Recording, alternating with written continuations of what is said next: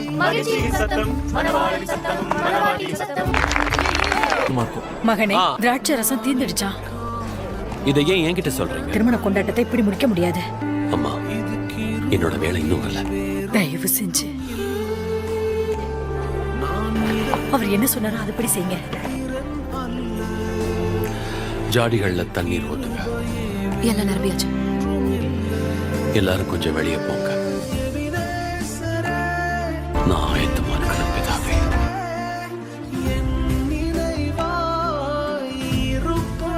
இப்ப கொஞ்சம் முண்டு பந்தி விசாரிப்புக்காரன் இடத்துல கொண்டு போங்க. குடிச்சு பாருங்க. எல்லாரும் கேளுங்க. எல்லா திருமணத்திலையும் சிறந்த திராட்சை ரசம் முதல்ல பரிமாறப்படும். அப்புறம் விருந்துல மக்கள் நன்றாக குடித்த பின் அவங்க மலிவான ரசத்தை கொடுப்பாங்க. ஆனா நீங்க இப்ப பரிமாறின இந்த ரசம் ரொம்ப பிரமாதமா இருந்துச்சு தெரியுமா?